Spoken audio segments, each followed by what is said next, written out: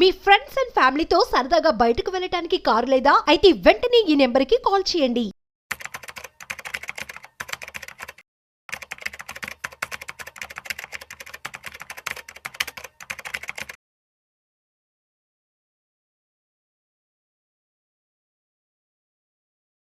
సత్య గారు నమస్తే సార్. నమస్తే.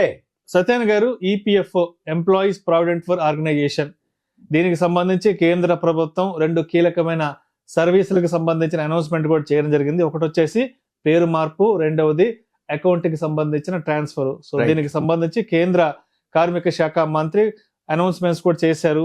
ఏంటా కొత్త అనౌన్స్మెంట్స్? అసలు ఈపీఎఫ్ఓ వాళ్ళకు దేశంలో ప్రతి వాళ్ళు ఈపీఎఫ్ఓ అంటే స్టేట్ కానీ సెంట్రల్ కానీ చిన్న ఉద్యోగి కానీ పెద్ద ఉద్యోగి కానీ ప్రావిడెంట్ ఫండ్ లేకుండా ఉండే క్వశ్చన్ లేదు.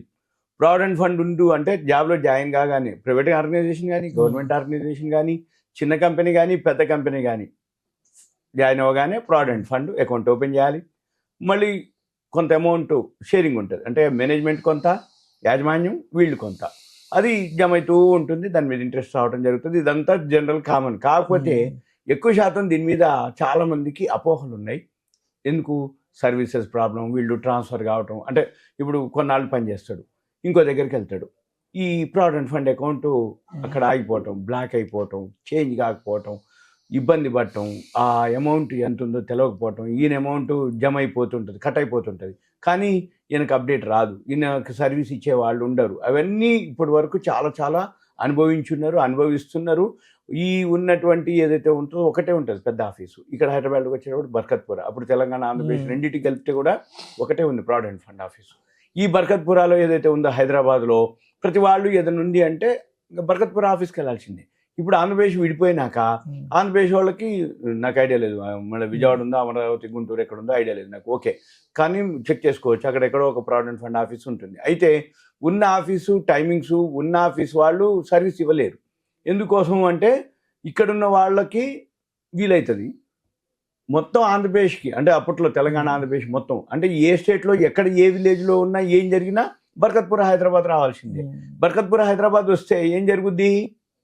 లీవ్లో ఉండొచ్చు, ఆ సెక్షన్ వాళ్ళు టైంకి ఎప్పుడు కిటకిటలాడుతూ ఉంటుంది. కరెక్ట్. అంటే ఏమవుతుంది, నీకు సర్వీస్ దొరకకపోయేది. మళ్ళీ ఇక్కడ ఉండాలి అంటే నాన్ లోకల్ వాళ్ళకి అకామిడేషన్ అనుకోండి, ఫుడ్ అనుకోండి, ఖర్చుతో కూడుకునే వ్యవహారం, అవన్నీ లేకుండా ఇప్పుడు ఇది చాలా ఉన్నటువంటి బెనిఫిట్ అయ్యేటటువంటి అదేందో చూద్దాం. ఈ ఏదైతే ఉద్యోగ భవిష్య నిధి సంస్థ ఈపీఎఫ్ వాళ్ళు ఒక నిర్ణయం తీసుకోవడం జరిగింది.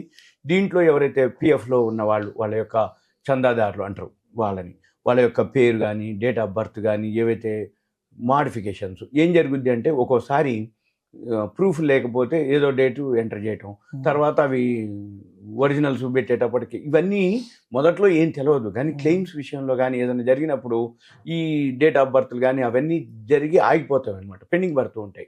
అవన్నీ ప్రాబ్లమ్ సాల్వ్ చేయటం కోసం ఇప్పుడు ఈ సేవల్ని తీసుకురావడం జరిగింది.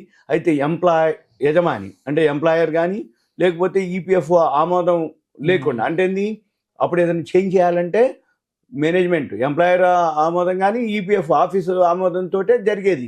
అదంతా ఏంది, పెద్ద ప్రాసెస్ జరిగేది. కానీ ఇప్పుడు అవన్నీ లేకుండా ఆన్లైన్లోనే మనము మార్చుకునే వీలు కల్పించారు. ఏది ఇప్పుడు ప్రజెంట్ మనం చెప్పేటటువంటి ఈ సర్వీసెస్. అయితే వీటిలో ఏంటంటే ఈ కేవైసీ పూర్తి చేయగానే మన యొక్క ఈపీఎఫ్ ఖాతా ఏదైతే ఉందో మన యజమాని జోక్యం లేకుండానే మనం ట్రాన్స్ఫర్ కూడా చేసుకోవచ్చు. అంటే సపోజ్ మనం అంతకుముందు ఎక్కడో పనిచేసి ఉంటాడు, ఇప్పుడు ఇంకో దగ్గరికి వెళ్ళి ఉంటాడు, వెళ్ళినప్పుడు ఏమవుతుంది, మరి అక్కడ అమౌంట్ బ్లాక్ అయిపోద్ది, ఆ అమౌంట్ ఇక్కడికి మనం ట్రాన్స్ఫర్ చేసుకునే ఫెసిలిటీ అనమాట. అంటే ఎవరైతే ఈ వీడియో వింటున్నారో ఒకవేళ ఎవరైతే ట్రాన్స్ఫర్ కానీ జాబ్ మారినా కానీ ఇంకేదైనా జరిగినప్పుడు మార్చుకోవడానికి. అయితే ఇదంతా కూడా ఎవరైతే కేంద్ర కార్మిక శాఖ మంత్రి మన్సుఖ్ మాండవీయ గారు శనివారం నాడు ఈ రెండు సర్వీసెస్ని ప్రారంభించటం. ఒకటేంటి, మేనేజ్మెంట్ ఏం లేకుండా మనంతా ఏదైనా మారినప్పుడు కూడా మార్చుకోవడానికి అవకాశం ఉండేటట్టు. అయితే ఎవరైతే వాళ్ళ యొక్క పర్సనల్ డీటెయిల్స్ ఉంటాయి, అంటే ఒకవేళ డేట్ ఆఫ్ బర్త్, పేరు, ఏజ్, ఎడ్యుకేషను, లేకపోతే తల్లి తండ్రి, లేకపోతే మ్యారీడు, అన్మ్యారీడు, అప్పుడు చేసినప్పుడు సింగిల్ ఉంటాడు, తర్వాత మ్యారేజ్ అయి ఉంటుంది, ఇవన్నీ కూడా లేకపోతే నామినీ ఉంటారు, అంతకుముందు పెళ్లి కాలేదు, ఇప్పుడు మ్యారేజ్ అయిన తర్వాత భార్య భర్త, ఇట్లా వీళ్ళందరూ, లేకపోతే డేట్ ఆఫ్ జాయినింగ్, ఇప్పుడు జాబ్ మారినప్పుడు డేట్ ఆఫ్ జాయినింగ్, ఇవన్నీ కూడా చేంజెస్ ఉంటాయి. ఇవన్నీ కూడా డీటెయిల్స్ ఏవైతే ఉన్నాయో జనరల్గా తప్పులు జరుగుతూ ఉంటాయి అక్కడ, ఏది ఆ టైంలో వీళ్ళకి తెలవకుండా. కాబట్టి వీళ్ళు ఎవరైతే చూస్తున్నారో వాళ్ళు ఆ వెబ్సైట్లోకి వెళ్ళి వాళ్ళు చెక్ చేసుకొని వాళ్ళన్నీ కరెక్ట్ ఉన్నాయా లేవా చూసుకొని, కరెక్ట్ ఉంటే ఓకే, కరెక్ట్ లేకపోతే మాడిఫై చేసుకోవచ్చు. ఇప్పుడు ప్రజెంట్ ఈ ఫెసిలిటీస్ ద్వారా వీటిని ఇప్పుడు అనమాట. అంటే ప్రతిసారి మేనేజ్మెంట్ వాళ్ళు చెప్పి వాళ్ళే చేయాలి, వాళ్ళ పర్మిషన్ అంటే అయ్యేది కాదు. అది లేదు, పిఎఫ్ ఆఫీస్ వాళ్ళే చేయాలి, అది అయ్యే పని కాదు. అందుకని మనమే మన డీటెయిల్స్ మనమే చెక్ చేసుకొని మనమే అప్డేట్ చేసుకునే అవకాశం.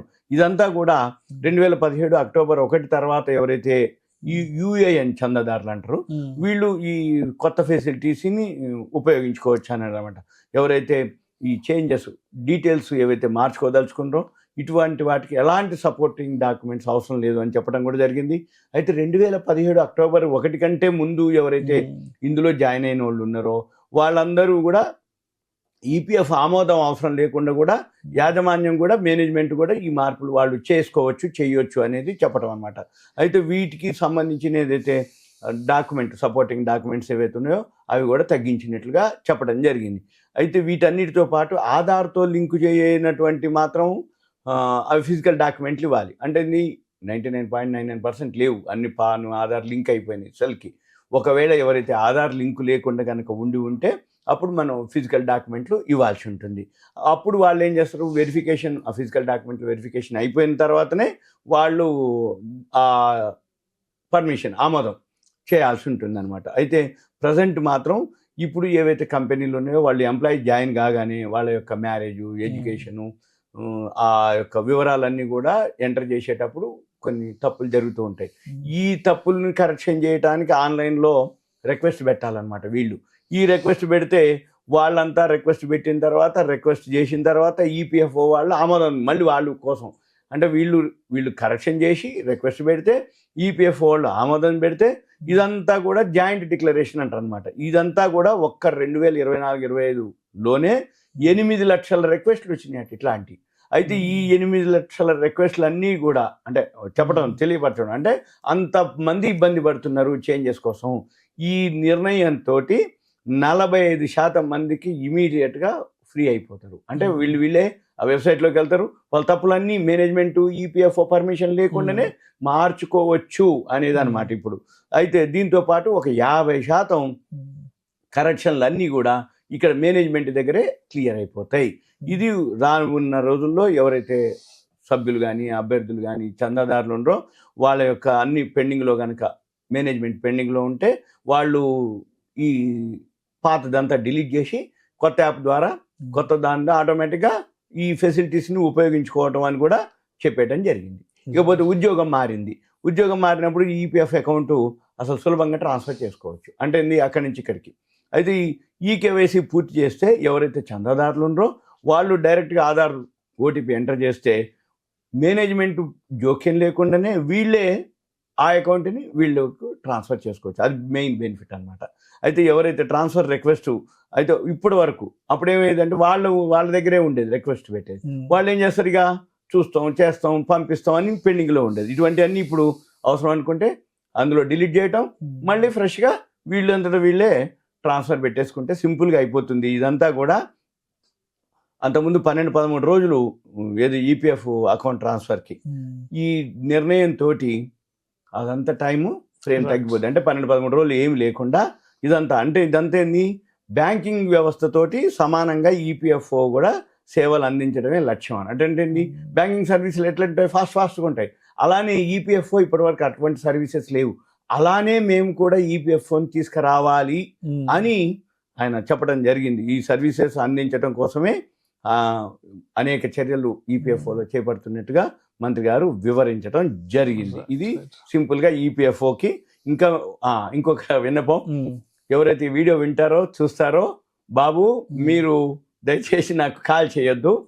ఎందుకోసం అంటే ఈపీఎఫ్ఓ నేను విషయం చెప్పడం వరకే, వివరణ ఇవ్వడం వరకే, స్కీమ్ గురించి వివరాలు చెప్పడం వరకే, అంతే తప్ప మీ దగ్గరలో ఉన్న మీ ఆఫీస్ లో ఉన్నా గానీ మీ దగ్గరలో ఉన్న హెచ్ఆర్ తోనో మేనేజ్మెంట్ తోనో వాళ్ళతో మాట్లాడి మీరు సాల్వ్ చేసుకోవాలి. అంతే తప్ప నాకు చేసి సార్ ఈపీఎఫ్ఓ నాకు ఇట్లా వచ్చింది అట్లా వచ్చింది ప్రాబ్లం అని అనొద్దు దయచేసి. రైట్.